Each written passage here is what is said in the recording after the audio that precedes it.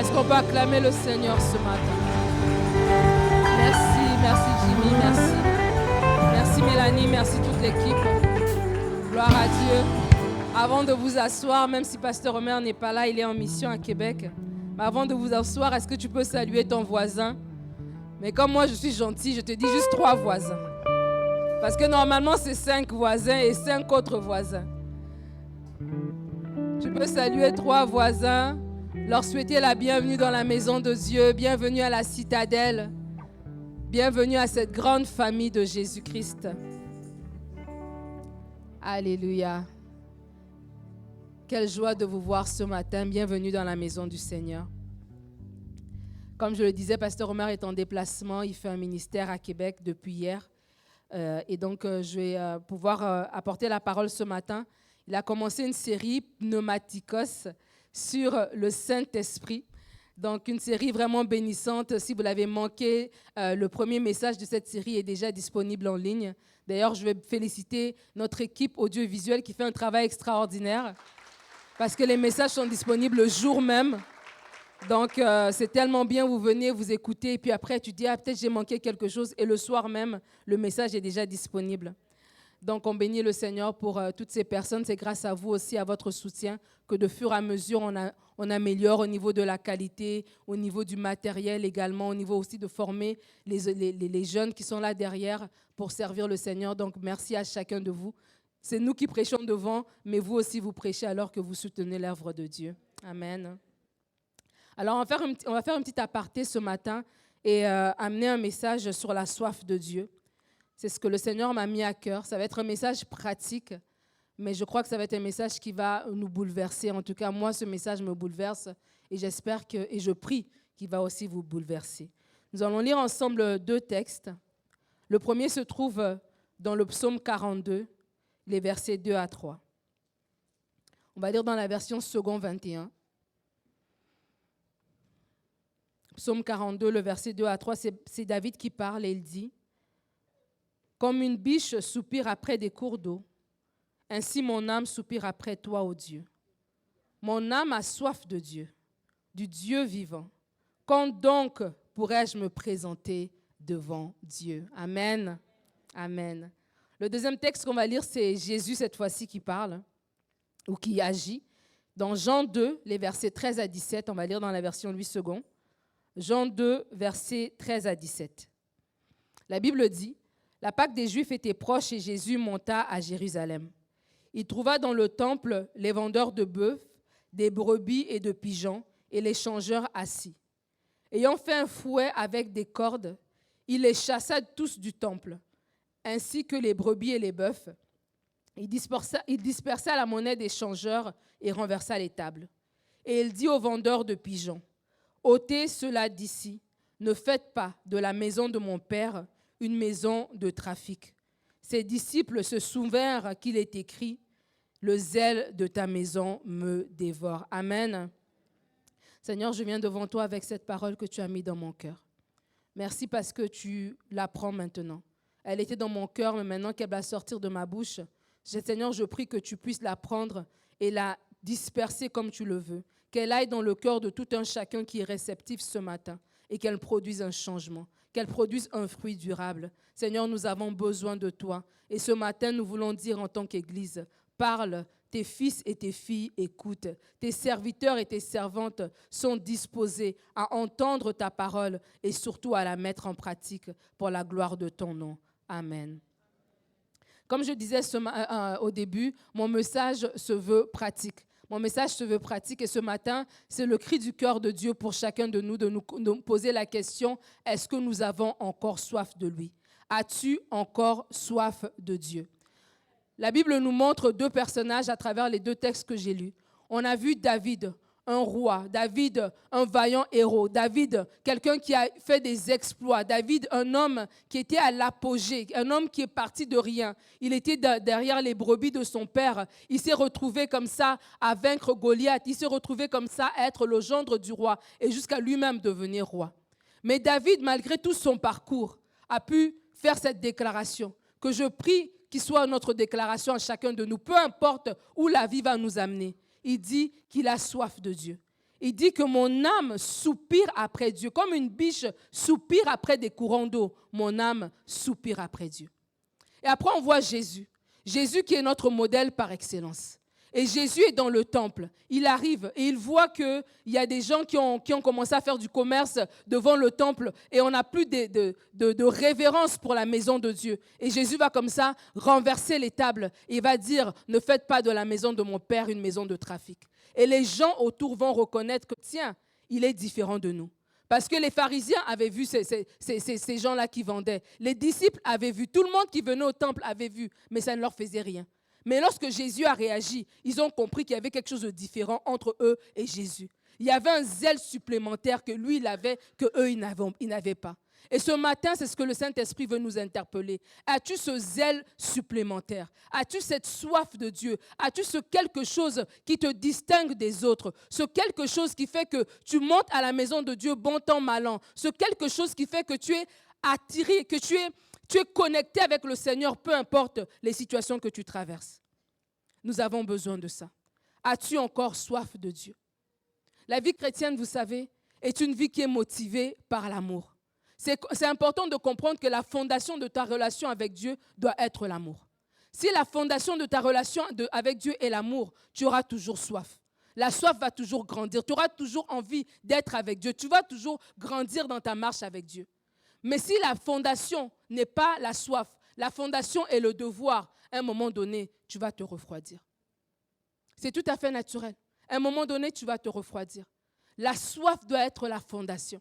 Parce que pour certaines personnes, la relation avec Dieu, la fondation, c'était peut-être un mariage. C'était peut-être des études. C'était peut-être un travail. C'était peut-être d'avoir une situation, d'avoir les papiers dans le pays dans lequel ils sont. C'était peut-être une guérison. C'était peut-être une maternité. Je ne suis pas en train de condamner personne. Nous avons tous des besoins. Et c'est peut-être là la porte par laquelle Dieu est passé pour t'attirer à lui. Mais que ce ne soit pas la seule porte. Que tu puisses rentrer à un niveau où tu as soif de Dieu. Parce que si tu viens au Seigneur juste pour obtenir des choses, une fois qu'il va te les donner, parce que Dieu pourvoit, c'est toi qui es en danger.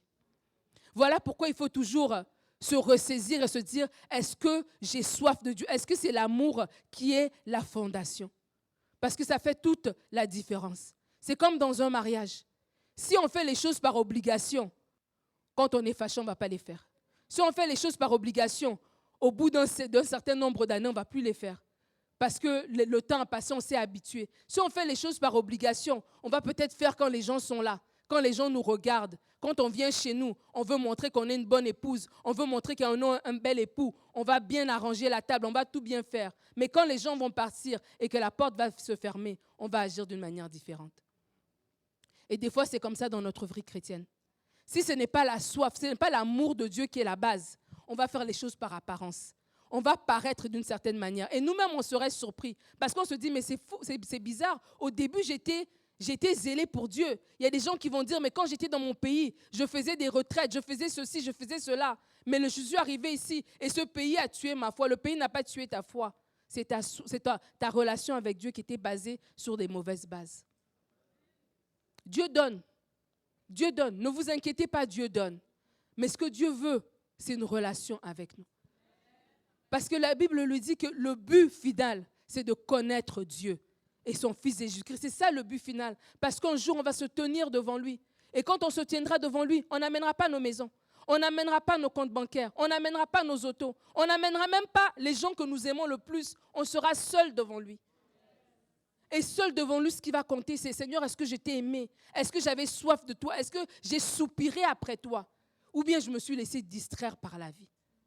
Le Seigneur, ce matin, nous interpelle, alors qu'on est dans cette série sur le Saint-Esprit, d'avoir soif de lui. D'avoir soif de lui. Il y a différents types de soif. Il y a la soif naturelle qu'on peut avoir, comme chacun d'entre nous. Au bout à la fin de la journée, à un moment donné, on a soif. On veut boire de l'eau, on veut boire du jus, on veut boire un coca. Il y a la soif naturelle. Et la soif naturelle, le parallèle que je pourrais dire, c'est le chrétien qui va à l'église le dimanche. C'est le chrétien qui vient à l'église le mercredi. C'est le chrétien qui attend qu'il y ait une réunion, une convocation, un barbecue, il va venir. Une convocation, un lundi à genoux, il va venir. Mais c'est tout simplement ça. C'est lorsque le besoin se présente, je viens. La soif naturelle, c'est ça. lorsque ma gorge commence à être sèche, lorsque je sens que j'ai besoin de boire de l'eau, je bois. Et puis c'est tout. Et puis il y a un autre type de soif. Il y a la soif que j'ai envie de dire circonstancielle. Des circonstances qui nous poussent à boire. C'est comme quand il fait très très chaud. Ou bien quand tu es allé, tu as marché pendant longtemps. Tu as peut-être fait du sport. Les circonstances te poussent maintenant à vouloir boire. Et ça, pour un chrétien, c'est les gens qui viennent à Dieu lorsque les circonstances sont contraires. Lorsqu'ils ont un problème, ils viennent. Ça, ce n'est pas une vraie soif. Parce que c'est une soif de circonstances. C'est la soif qui t'amène à Dieu parce que tu cries à lui, parce que tu es malade, parce que tu as besoin d'une intervention, parce que tu as besoin de sa main dans une chose ou l'autre. C'est une soif de circonstances. Mais ce que Dieu nous amène, nous appelle, nous exhorte ce matin, ce que le Saint-Esprit veut te dire, mon frère, veut te dire, ma sœur, développe la soif, qui est une soif qui est constante. C'est une soif qui ne dépend pas de tes circonstances. C'est une soif qui grandit. C'est comme plus tu bois, plus tu as envie de boire. C'est comme si ta soif n'est jamais étanchée, parce que tu vas de gloire en gloire, parce que tu vas de profondeur en profondeur. Il y a cette vision que Zacharie va avoir, qu'il est en train de rentrer dans un fleuve et il y a de l'eau qui arrive aux chevilles. À un moment donné, l'eau monte jusqu'aux genoux. L'eau monte jusqu'à la hanche. Elle va monter jusqu'aux épaules et elle va le submerger. Que tu puisses arriver à avoir soif de Dieu à ce niveau-là. Si tu bois juste ta bouteille d'eau, tu peux penser que c'est tout ce qu'il y a. Mais il y a plus. Il y a plus avec Dieu. Et ce qui est beau, c'est que Dieu attend que tu mettes le premier pas pour qu'il t'attire dans le deuxième pas. Et quand tu mettras le deuxième, il t'attirera dans le troisième et ainsi de suite. Et ce qui est intéressant, David nous le montre, c'est que la soif n'est pas conditionnelle à notre état. David, je vous l'ai dit, il a dit dans ce verset qu'il avait soif de Dieu. Il a dit, comme mon âme soupire, comme une biche soupire auprès des cours d'eau, ainsi mon âme soupire après toi, ô Dieu. Mon âme a soif de Dieu, du Dieu vivant. Quand donc pourrais-je me présenter devant Dieu? Dans la version Louis II, ça dit, quand irai-je et paraîtrai-je? Mais David dit tout ça et tu te dis, mais David a eu des combats. David a eu des situations qui auraient pu éteindre sa soif pour Dieu. Mais David est resté attaché à Dieu. Je prie qu'aucun combat, aucune montagne ne puisse t'enlever la soif de Dieu. Qu'aucune situation ne te fasse tourner le dos à celui qui t'a sauvé, à celui qui t'a aimé le premier. David était un homme qui a accompli des choses. Il avait tout un territoire qu'il gérait. Il a été roi pendant 40 ans. David était l'homme selon le cœur de Dieu. Mais David avait quand même soif d'une relation avec le Seigneur. Est-ce que ça ne nous interpelle pas? Qu'on doit avoir soif de Dieu, que la soif de Dieu doit augmenter avec les années. Elle doit augmenter avec les années. Elle ne diminue pas parce qu'on est devenu papa, parce qu'on est devenu maman, parce que maintenant on a 50 ans, parce que maintenant on a 70 ans. Non, au contraire. Plus les années avancent, plus que tu dois être en feu pour le Seigneur. Parce que tu as vu tout ce qu'il a fait dans ta vie et parce que tu es en train de dire, mais ce Dieu-là, il m'aime. Et ce Dieu-là est tellement extraordinaire. Mais voyez-vous, dans la vie de tous les jours, c'est le contraire qu'on voit. La soif diminue parce qu'on on va aux études. Et là, le week-end, on n'en a plus le temps. La soif diminue parce qu'on a un travail. La soif diminue parce qu'on a des enfants. La soif diminue parce qu'on a un certain diplôme ou on a un certain poste en société. Mais David était roi. Mais un roi qui pouvait danser devant l'arche. Un roi qui pouvait démontrer sa soif au point même que sa femme a dit, mais est-ce qu'un roi peut se comporter de cette manière? Qu'il soit dit de vous, peu importe le stade que vous avez atteint dans la vie, peu importe le rang que vous avez, qu'il soit dit de vous, waouh, ce que je retiens de cette femme, ce que je retiens de cet homme, c'est son amour pour Dieu. Qu'on puisse retenir de vous votre amour pour Dieu. Que votre soif pour Dieu soit débordante. Jésus, la soif qu'il avait était débordante. À un moment donné, il a eu une réaction. Que c'est juste un assoiffé de Dieu qui peut avoir une réaction pareille. Mais de nos jours, beaucoup de gens n'ont plus soif. Beaucoup de gens n'ont plus soif. Et les signes que la soif a disparu sont nombreux. La première va être l'insensibilité au message. C'est un signe que la soif a disparu. Lorsque on entend, on vient au culte, on écoute des messages même en ligne et c'est devenu du divertissement ou un beau discours. Mais on ne repart pas chez nous en disant, mais qu'est-ce que Dieu a dit? Qu'est-ce que Dieu veut me dire? Quelle est la parole que le Seigneur veut m'adresser? C'est un signe que la soif a disparu. Un signe que la soif a disparu. Ça va se voir juste dans notre façon de nous comporter. Parce que la soif, elle détermine tout. La soif va te pousser à boire, n'est-ce pas? Même si on t'offre à boire, si tu n'as pas soif, tu diras, non merci, je n'ai pas soif. Donc ça veut dire que notre soif, notre comportement va être démontré par la soif que nous avons. La façon, notre assiduité à l'église démontre déjà la soif que nous avons. Parce que le culte commence à 9 heures. La plupart des gens, leur emploi commence avant 9 heures. Il y en a certains encore qui font du 9 à 5, mais tout le monde, le travail commence à 8 heures, à 7 heures, certains même à 5 heures. Mais on est assidu à l'heure au travail. Pourquoi? La soif. La soif du... C'est cette soif-là qui fait que quand ton réveil n'a pas sonné, toi-même tu te fâches contre ton réveil. Comment il n'a pas sonné? Et tu cours pour arriver. Parce que tu sais que derrière ce travail, il y a l'argent pour payer ton loyer, pour subvenir à tes besoins. Mais est-ce qu'on peut avoir la même réaction lorsqu'on vient à l'église? Parce que derrière ce travail-là, derrière tout ça, il y a un Dieu. Un Dieu qui t'a donné la santé. Un Dieu qui t'a donné le mouvement et l'être. Un Dieu qui t'a donné toutes les capacités. Un Dieu qui a ouvert les portes devant toi. Et la façon dont tu viens dans sa maison démontre déjà la soif que tu as pour lui. Même des fiancés vont juger la soif par la ponctualité que le fiancé a au rendez-vous. Parce qu'aucune femme, même si des fois on est un peu retardataire, aucune va attendre un garçon qui lui a donné un rendez-vous et tu viens 30 minutes après parce qu'il y avait la 15, la 40, il y avait ceci, il y avait cela. Aucune va attendre ça. On va trouver ça comme étant un manque de respect, n'est-ce pas? Un manque de considération. Mais mesure ta soif. Je ne sais pas qui est rentré à quel moment, mais mesure ta soif. Est-ce que vraiment j'avais une raison valide ce matin? Ou bien je me lève le matin et pour moi, aller à l'église, c'est juste quelque chose à faire. Et ma soif ne se démontre plus là. Le signe que la soif a disparu, ça va être le manque d'engouement par rapport à la parole. Il y a des gens qui aiment beaucoup la louange. Pendant la louange, ils sont là. Pendant l'adoration, ils peuvent même pleurer. Mais quand vient le temps du message, c'est un peu comme moi quand j'étais au cégep. J'avais un cours de mathématiques. J'ai dû prier parce que j'avais sommeil, mais j'ai dit, une attaque. Comment je n'ai pas sommeil avant le cours? Je n'ai pas sommeil après le cours, mais directement au moment du cours. J'ai un sommeil qui vient sur moi. Ce n'est pas normal. Mais je me suis rendu compte, en fait, c'est parce que l'intérêt n'était pas là. Parce que l'intérêt n'est pas là, ça devient ennuyant et je m'endors.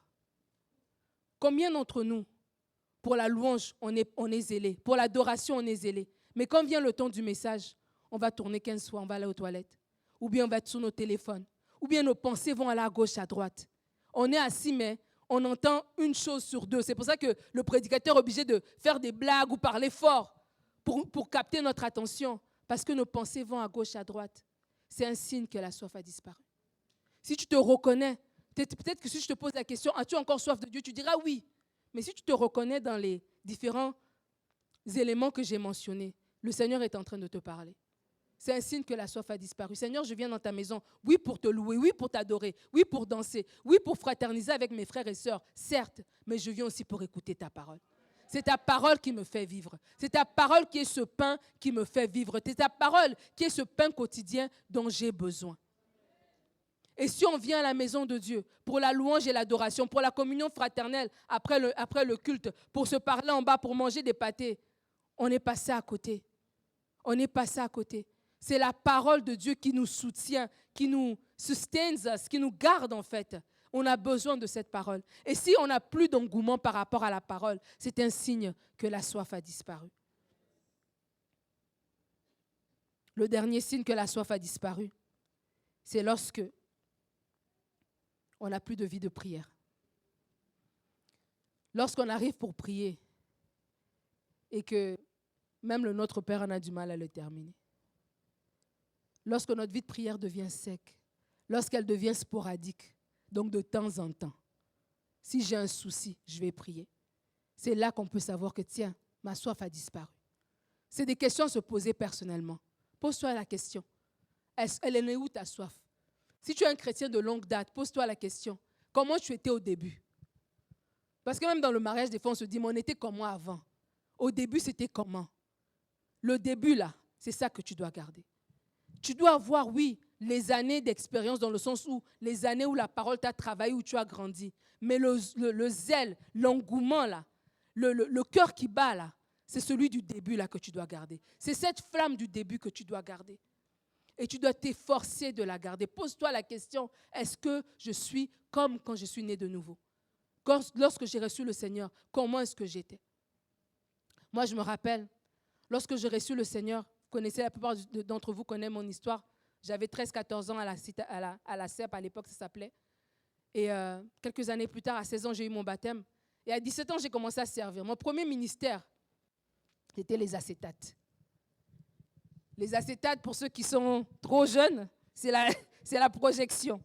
Avant qu'il y avait des boutons, on avait une boîte avec des papiers transparents. Et on mettait ça, et il y avait une machine que tu pouvais ajuster. Et tu suivais le chant pour mettre le chant au moment où l'équipe de louange est en train de chanter. C'était ça mon ministère. Le jour où j'étais d'horaire pour les acétates, je priais, je me levais, je prenais mon autobus, j'arrivais à l'avance parce que je savais que je servais Dieu. J'avais une conscience de ce service d'acétate-là. Je me disais, mais si je rate le chant, la personne ne va pas chanter, elle n'aura pas la révélation de Dieu. Dieu va me dire, j'avais voulu toucher la vie d'un tel, mais toi, tu étais trop lente à l'acétate, tu étais distrait. J'ai raté, je n'ai pas pu le toucher. C'était comme ça que je réfléchissais à 17 ans. La soif de Dieu.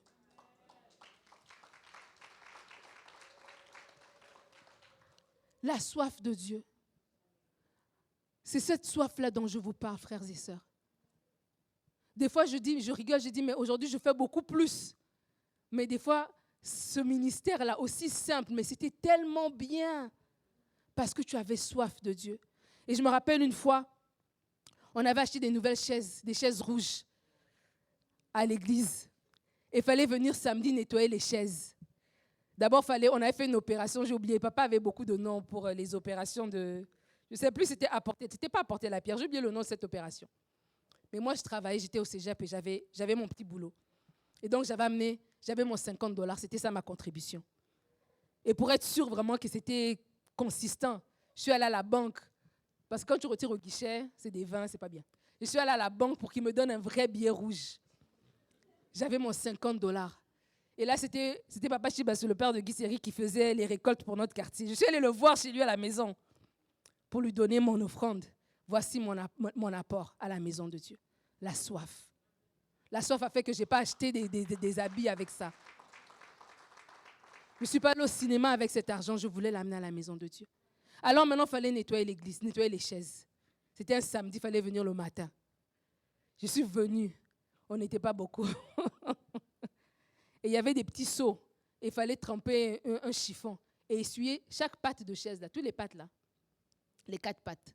Et puis derrière aussi, pour les 400 chaises qui étaient dans le bâtiment, dans la salle. Et je l'ai fait, mais avec joie.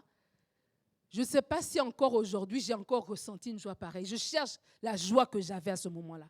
D'être à genoux en train d'essuyer des chaises. Personne ne m'a vu, on était 4 dans toute l'église. Mais j'avais conscience que Dieu me voyait. J'avais conscience qu'il prenait plaisir au service que j'étais en train de faire. Et je le faisais avec joie. Et chaque fois que mes doigts se cognaient contre les barres de métal, j'étais « Ah Seigneur, comme Pierre a pris des coups de fouet pour toi, moi aussi je souffre pour l'évangile. » Alléluia. La soif, frères et sœurs. Le Seigneur nous appelle à avoir soif. On est rendu trop à l'aise, trop habitué. On est dans une vie chrétienne qui est trop routinière. On est dans une vie chrétienne où on nous donne tout, pré-mâché. Pré-mâché, le message est pré-mâché. La louange doit être bien, la température est belle dans la salle, c'est propre, il fait assez frais, pas trop chaud, pas trop frais. S'il fait un peu trop frais, on le dit, Pasteur Jean Euler, il fait trop froid. Il ajuste la température. Tout est par rapport à nous. Et c'est comme ça, on ne se rend pas compte qu'on fait les choses de façon automatique et que la soif a disparu.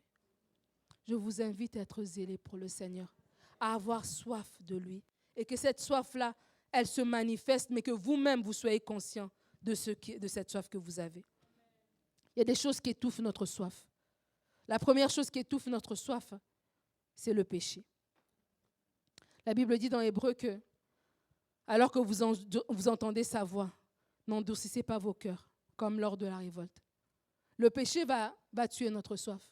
Peut-être les gens ne le savent pas, mais toi, tu sais le péché que tu transportes. Et je sais que quand je parle de péché, les chrétiens, on est tellement habitués, on parle juste des impudiques et les adultères. Mais les médisants, là, les calomniateurs, c'est aussi le péché. La haine, là, c'est aussi le péché. Le manque de pardon, là, c'est aussi le péché. La division, c'est aussi le péché. Le péché va nous endurcir notre cœur. Et sans qu'on se rende compte, c'est comme quand tu mets ton œuf dans l'eau et tu le fais bouillir. Tu ne sais pas, l'œuf, il ressemble, il n'a pas changé d'apparence, mais à l'intérieur est devenu dur. Le péché fait la même chose. De l'extérieur, tu n'as pas changé d'apparence, mais ton cœur est devenu insensible. Ta soif pour Dieu n'est plus là. Au début, c'est la culpabilité. Parce que tu as péché, tu te dis, je suis trop sale pour m'approcher de Dieu. C'est comme ça que le diable te ment. Alors que c'est le moment de te rapprocher de Dieu parce que ton cœur est encore sensible. Ton cœur reconnaît encore que tu fais mal. Mais lorsque tu tombes dans le piège du diable qui te dit, mais non, attends, arrange-toi d'abord avant de t'approcher de Dieu, ben, tu t'endurcis.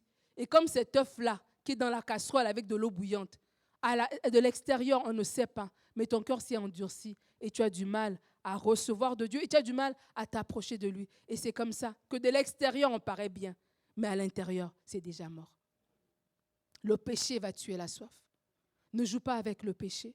Don't entertain it. Ne divertis pas avec le péché. Ne te dis pas que, comme son chant, je me relèverai. Si ton cœur est sensible, s'il y a quelque chose que le Saint-Esprit pointe dans ta vie, comme j'ai dit, ce n'est pas juste l'adultère, l'impudicité. S'il y a des choses que Dieu pointe dans ta vie, ça veut dire que Dieu est en train de parler. Ça veut dire que c'est le moment de réajuster ton tir. Ce qui étouffe notre soif va être l'amour du monde. 1 Jean 2,15. N'aimez point le monde, ni les choses qui sont dans le monde. Si quelqu'un aime le monde, l'amour du Père n'est point en lui. L'amour du monde va venir étouffer notre soif. Parce que tout ce que le monde veut, tout ce que le monde offre est aux antipodes de ce que Dieu veut pour notre vie. Alors que Dieu veut pour nous plus de sanctification, alors que Dieu veut pour nous plus d'intimité avec lui, alors que Dieu veut peut-être t'attirer à intercéder, alors que Dieu veut t'attirer dans sa présence pour qu'il puisse te parler, qu'il puisse te révéler des choses. Le monde nous propose quelque chose de complètement différent. Et l'amour du monde va être quelque chose qui va venir éteindre notre soif pour Dieu. On ne peut pas suivre 2 lièvres à la fois. Si tu as pris la décision de donner ta vie à Jésus, c'est une décision finale à laquelle tu te soumets à 100%. Tu es 100% avec Dieu. Tu ne peux pas faire un pied dedans et un pied dehors. Et tout ce que le monde t'offre comme attrait, c'est illusoire. C'est illusoire et c'est éphémère. Mais ce que Dieu t'offre est durable. Et l'amour du monde voudra faire la compétition avec la soif. Et c'est à toi de te positionner, de prendre la décision que tu ne vas pas courir après les choses du monde, mais que tu vas chercher l'amour de Dieu, l'amour des choses de Dieu. La troisième chose qui étouffe notre soif va être les mauvaises fréquentations. 1 Corinthiens 15, 33, la Bible dit, ne vous y trompez pas. Les mauvaises compagnies corrompent les bonnes mœurs. Il y a certains, vous avez donné votre vie au Seigneur, vous étiez tout feu, tout flamme pour lui. Mais en chemin, vous avez rencontré des gens. En chemin, vous avez peut-être entretenu des relations, que ce soit des amis, que ce soit des collègues de travail. Et petit à petit, ce que ces personnes-là vous disent ont commencé à étouffer la soif que vous aviez pour Dieu. Ne vous y trompez pas, la Bible dit. Ça veut dire qu'on peut penser à tort qu'on peut s'en sortir. On peut penser à tort que je peux me tenir avec des gens qui n'aiment pas le Seigneur et ça ne va rien me faire. Mais au fur et à mesure, ça nous contamine. La Bible dit, heureux l'homme qui ne marche pas selon le conseil des méchants, qui ne s'en sied pas en compagnie des moqueurs. mais qui trouve sa joie, son plaisir, dont la soif est la parole, la présence de Dieu. Cet homme-là est quoi? Il est comme un arbre planté près d'un courant d'eau. Il porte du fruit en sa saison. Tout ce qu'il fait lui réussit. Que cette parole soit pour vous, frères et sœurs.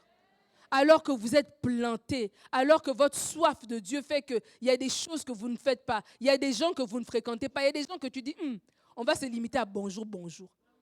Parce que si on va plus loin, je me connais. Ce n'est pas moi qui va l'attirer, c'est lui qui va m'attirer là-bas. Préservez votre relation avec Dieu. La quatrième chose qui va étouffer notre soif, ce sont les inquiétudes. C'est un verset que j'aime beaucoup. Il est un peu long, mais je pense qu'on peut le lire. Matthieu 6, à partir du verset 25. Au verset 34, la Bible dit, c'est pourquoi je vous dis, c'est Jésus qui parle, ne vous inquiétez pas pour votre vie, de ce que vous mangerez, ni pour votre corps, de quoi vous serez vêtus. La vie n'est-elle pas plus que la nourriture et le corps plus que le vêtement? Regardez les oiseaux du ciel. Ils ne sèment ni ne moissonnent, ils n'amassent rien dans les greniers, et votre Père céleste les nourrit. Ne valez-vous pas beaucoup plus qu'eux? Qui de vous, par ses inquiétudes, peut ajouter une coudée à la durée de sa vie? Et pourquoi vous inquiétez au sujet du vêtement? Considérez comment croissent les lys des champs. Ils ne travaillent ni ne filent. Cependant, je vous dis que Salomon même, dans toute sa gloire, n'a pas été vêtu comme l'un d'eux. Si Dieu revêt ainsi l'herbe des champs, qui existe aujourd'hui et qui demain sera jeté au four, ne vous vêtira-t-il pas à plus forte raison, gens de peu de foi? Ne vous inquiétez donc pas et ne dites pas, que mangerons-nous, que boirons-nous, de quoi serons-nous vêtus? Car toutes ces choses, ce sont les païens qui les recherchent. Votre Père céleste sait que vous en avez besoin. Cherchez premièrement le royaume et la justice de Dieu, et toutes ces choses vous seront données par-dessus. Ne vous inquiétez donc pas du lendemain, car le lendemain aura soin de lui-même. À chaque jour suffit sa peine. J'ai voulu lire ce verset parce qu'on le sait intellectuellement, mais dans la vie de tous les jours, la chose qui nous vole le plus notre soif, ce sont les inquiétudes. Comment je vais payer mon loyer? Comment ceci? Je vais prendre des chiffres supplémentaires. Comment? Les inquiétudes vont nous voler notre soif. Alors qu'on veut être dans la présence de Dieu, alors qu'on doit prendre le temps à lire sa parole. On est inquiet, on commence à penser à notre avenir. Et on est comme ça, rongé, et nos pensées sont accablées, sont occupées par beaucoup de choses au lieu d'être occupées par Dieu. Les inquiétudes. Les inquiétudes sont devenues comme une idole qu'on a mis dans nos vies. On croit plus à nos inquiétudes qu'à l'intervention de Dieu. On croit plus au scénario que nous avons fait dans notre tête qu'à l'intervention de Dieu. Et ces inquiétudes-là viennent étouffer la foi qui est en nous. Viennent étouffer la soif, qui est en nous. Arrête de t'inquiéter, Dieu te parle. Arrête de t'inquiéter. Décharge-toi sur lui. Jésus lui-même l'a dit, ne t'inquiète pas. Paul le redit en plus, ne vous inquiétez de rien. Mais en toute chose, faites connaître vos besoins à Dieu. Pierre le répète encore, déchargez-vous sur lui de tous vos soucis, car il prend soin de vous. Le message se répète, arrête de t'inquiéter. Que l'inquiétude ne vienne pas voler la soif, ne vienne pas étouffer la soif que tu avais pour Dieu. Ta soif doit grandir. Ma soif doit grandir. Notre soif à tous doit grandir. Pour la petite histoire, moi, c'est en 2013-2014 que ma soif pour Dieu a commencé à grandir. J'étais dans l'église, je servais, je faisais tout ce qu'il faut, mais j'avais soif de plus. Je me dis, Seigneur, il y a plus avec toi en fait. On ne peut pas se satisfaire du niveau où on est avec le Seigneur. Il y a toujours plus. Et j'ai commencé à avoir soif de Dieu.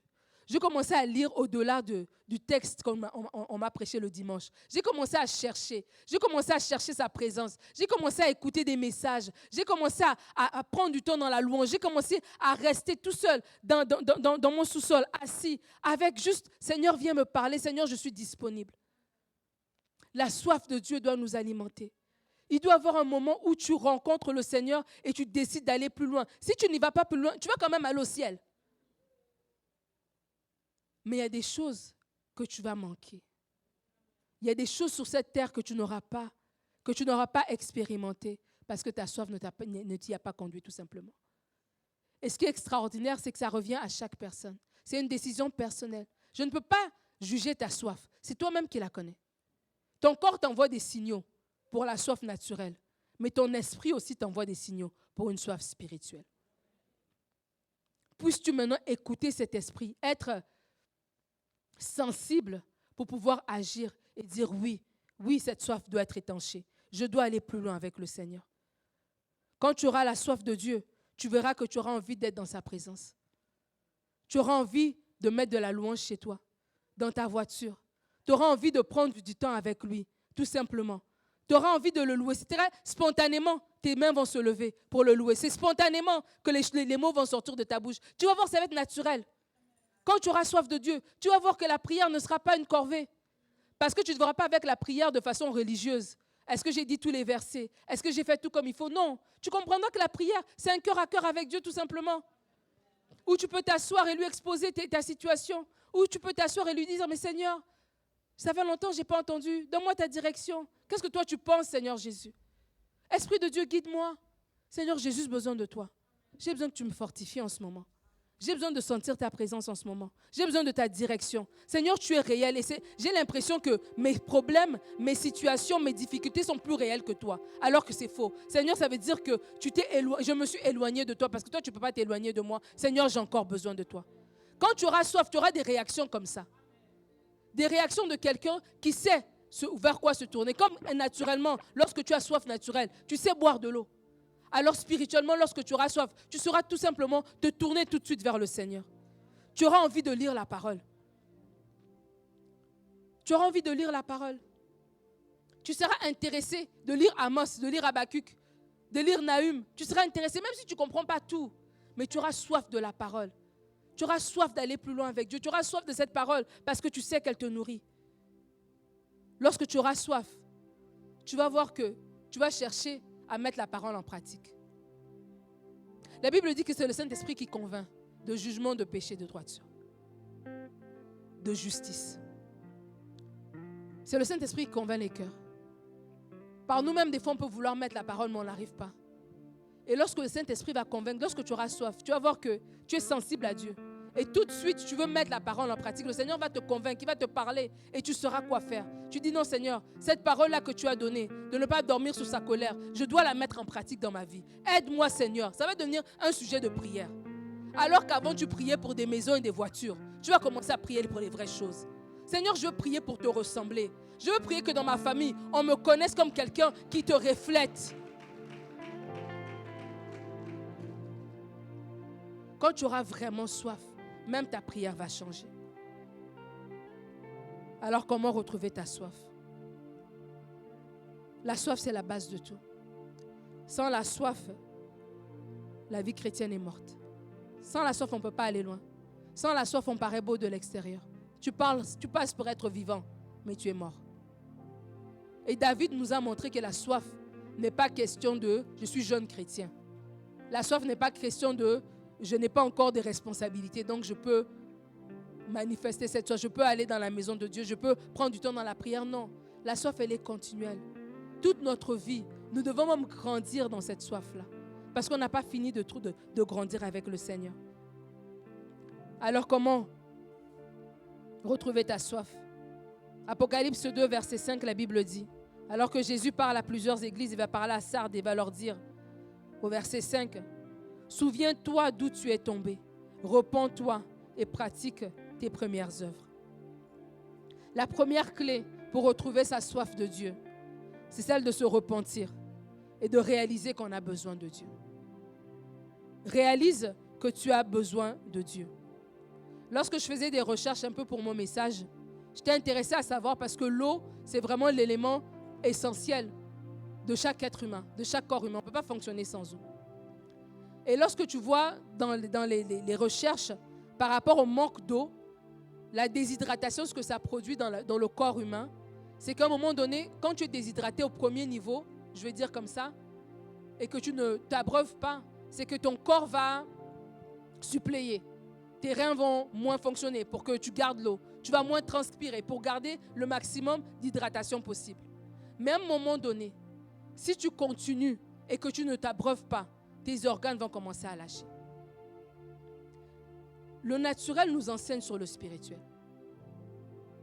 Si tu n'abreuves pas ta soif, peut-être au début, tu as la mécanique. Tu sais lever les mains quand il faut. Tu as 2-3 prières, 2-3 versets que tu connais. Tu as cette mécanique pour fonctionner. Mais si tu n'abreuves pas ta soif, si ton esprit n'est pas abreuvé, à un moment donné, tu commences à sécher. Mais tu ne t'en rends pas compte. Moi, j'ai soif en ce moment, mais vous ne le savez pas. Quand on nous regarde, on ne sait pas qui est déshydraté, qui ne l'est pas. Et c'est la même chose. Réalise que tu as besoin de Dieu. Tout commence par là. Seigneur, oui, je ne peux pas juste continuer comme ça. J'ai fonctionné de façon automatique. J'ai peut-être fonctionné avec l'eau que j'avais bu sur Charlan. J'ai fonctionné avec l'eau que j'avais bu en 2004. Avec la rencontre que j'avais vue avec toi en 2008, en 2016. Mais maintenant, je veux être abreuvé à nouveau. Maintenant, je veux être abreuvé à nouveau. Maintenant, je veux aller plus loin avec toi. Et alors que tu vas boire de cette eau, Jésus a dit, si quelqu'un a soif, qu'il vienne et qu'il boive. Alors que tu vas boire de cette eau, non seulement tu n'auras plus jamais soif, mais des fleuves d'eau vive couleront de ton sein. Tu as besoin de Dieu. Tout ce que tu as ne remplace pas la présence de Dieu. Tu pourras avoir beaucoup d'argent, ça ne remplacera pas Dieu. Tu pourras avoir plein de compagnies autour de toi, ça ne remplacera pas Dieu. Tu as besoin de Dieu. Et lorsque tu le réalises, le Seigneur vient et il étanche ta soif. La deuxième manière de retrouver sa soif de Dieu, c'est d'éliminer les distractions. Élimine les distractions. Le Seigneur Jésus va faire une parabole. Il va raconter l'histoire d'un semeur qui est sorti semer. Et dans un des terrains, le troisième type de terrain, la Bible dit que ce terrain-là n'a pas donné, les semences n'ont pas donné de fruits. Pourquoi? Parce que les épines ont étouffé. Et les épines, c'est quoi? Jésus va l'expliquer. C'est les soucis du siècle présent, la séduction des richesses, les convoitises, etc., qui étouffent la parole. Élimine les distractions. Depuis le début du mois, tu as passé combien de temps avec Dieu? Sans compter le dimanche. Sans compter les lundis à genoux, sans compter les mercredis. Juste toi avec le Seigneur. Et si tu te rends compte que c'est difficile d'avoir du temps, Seigneur, ouvre mes yeux, que j'élimine les distractions dans mon quotidien qui étouffent ma soif pour toi, qui me volent ma soif pour toi au fur et à mesure sans que je m'en rende compte. Je dois être capable de bloquer du temps. Je bloque du temps dans mon agenda. Je ferme la porte de ma chambre. Je dis, ne me parlez pas pendant 1 heure, pendant 30 minutes, pendant 2 heures. Je dois aller chercher mon Dieu. C'est une décision à prendre. Et la troisième façon de retrouver notre soif de Dieu, c'est d'avoir un entourage de qualité. Acte 17, versets 10 à 12, la Bible dit, « Aussitôt les frères firent partir de nuit Paul et Silas pour Bérée. Lorsqu'ils furent arrivés, ils entrèrent dans la synagogue des Juifs. Ces Juifs avaient des sentiments plus nobles que ceux de Thessalonique. Ils reçurent la parole avec beaucoup d'empressement et ils examinaient chaque jour les Écritures pour voir si ce qu'on leur disait était exact. Plusieurs d'entre eux crurent, ainsi que beaucoup de femmes grecques de distinction et beaucoup d'hommes. » Ce que je retiens de ce verset, c'est que ces chrétiens-là s'entretenaient avec la parole. L'entourage de qualité, c'est cet entourage-là. Vous savez, c'est à qui tu te frottes. C'est ça qui fait la différence. C'est cet entourage-là qui fait que tu grandis. Ces gens-là, entre eux, ils s'édifiaient mutuellement. Je ne sais pas qui a déjà vu un feu de bois. Qui a déjà vu du charbon, un feu de bois? Quelques-uns d'entre vous. Dans un feu de bois, qu'est-ce qui se passe? C'est qu'à un moment donné, le feu est en train de mourir. Il y a juste une petite braise. Mais qu'est-ce qui se passe? On rajoute d'autres morceaux de bois. Et même si les autres morceaux de bois sont plus nombreux, ils n'étouffent pas la braise. C'est la braise qui contamine les autres morceaux de bois et le feu grandit. Ton entourage fera la différence. Peut-être ta soif, elle est plus ou moins. Peut-être tu te dis, c'est vrai, je n'ai pas tant soif, je ne suis pas où je devrais être. Mais la personne avec qui tu es, de quoi vous parlez?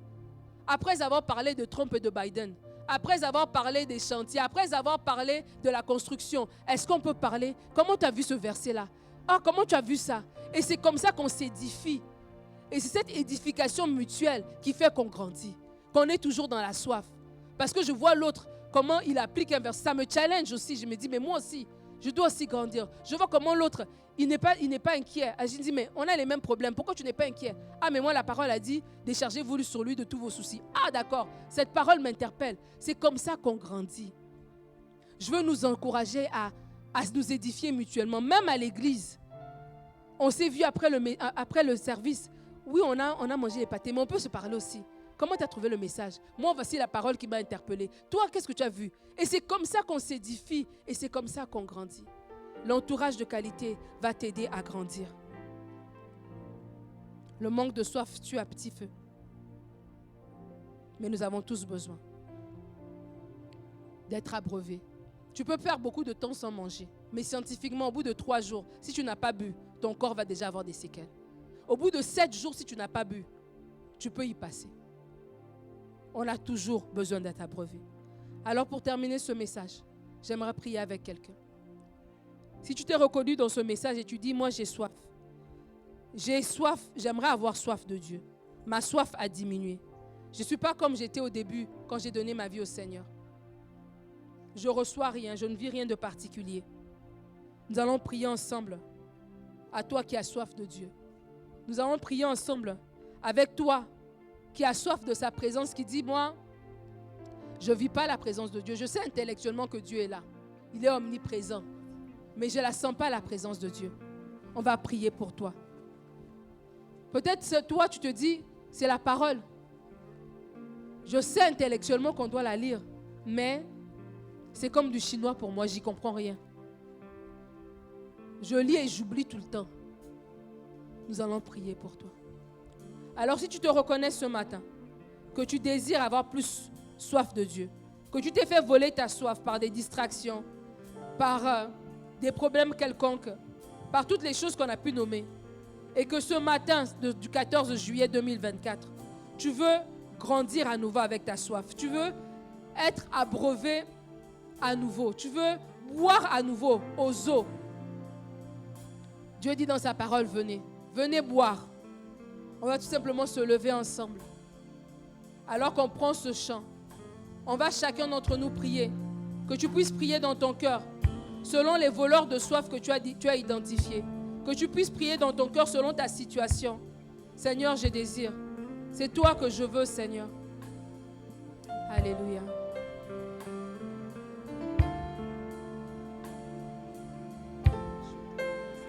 Assoiffé, assoiffé de ta présence, je ne désire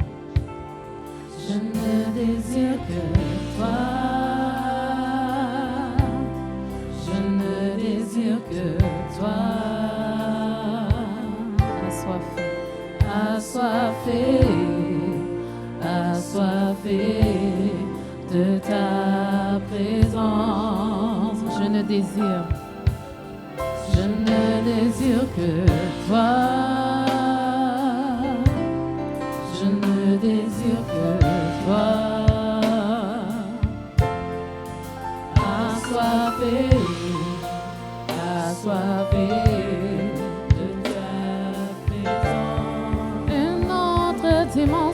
une autre dimension,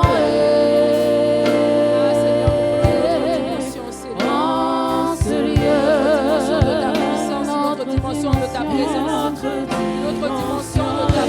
Seigneur Dieu, notre dimension de ton onction dans les vies, notre dimension, Seigneur Jésus, une autre dimension, Seigneur. Seigneur, je viens devant toi avec tout homme et toute femme qui s'est levé dans cette maison, qui dit oui, Seigneur, j'ai soif de toi, de ta présence, de ta personne. Seigneur, je veux aller plus loin avec toi.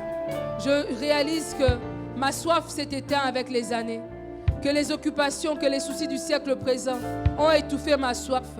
Seigneur, je réalise que ma soif, elle est naturelle. Juste lorsqu'il y a une réunion, c'est là que j'ai soif, que je viens boire. Peut-être que ma soif, elle est circonstancielle. C'est seulement lorsque j'ai un souci que je me tourne vers toi. Mais Seigneur, je prie maintenant d'avoir une soif constante. Je prie dans le nom de Jésus que tu abreuves chaque personne. Je prie dans le nom de Jésus que tu mets du sel dans notre bouche. Donne-nous d'avoir plus soif de toi, Seigneur. Donne-nous de vouloir plus. Donne-nous de ne pas nous satisfaire au niveau où nous en sommes. Donne-nous de chercher plus, Seigneur Dieu. Je prie que lorsque nous allons sortir de ces lieux, que chaque personne puisse encore aller dans les Écritures, puisse encore prendre du temps dans ta présence. Seigneur, oui, nous avons soif de toi. Nous sommes assoiffés de toi. Donne-nous, Seigneur Dieu, d'aller plus loin avec toi. Réponds à la soif de tout un chacun qui s'est levé ce matin en disant mon esprit a soif de toi, a soif du Dieu vivant. Seigneur, tu dis que lorsque tu donnes de l'eau, nous n'aurons plus jamais soif. L'eau que tu donnes abreuve pour toujours. Viens abreuver nos esprits de l'eau éternelle, de celle qui abreuve pour toujours. Que ton nom soit béni, Seigneur. Reçois notre louange ce matin. Reçois nos acclamations. Toi le Dieu vivant. Amen, amen, amen.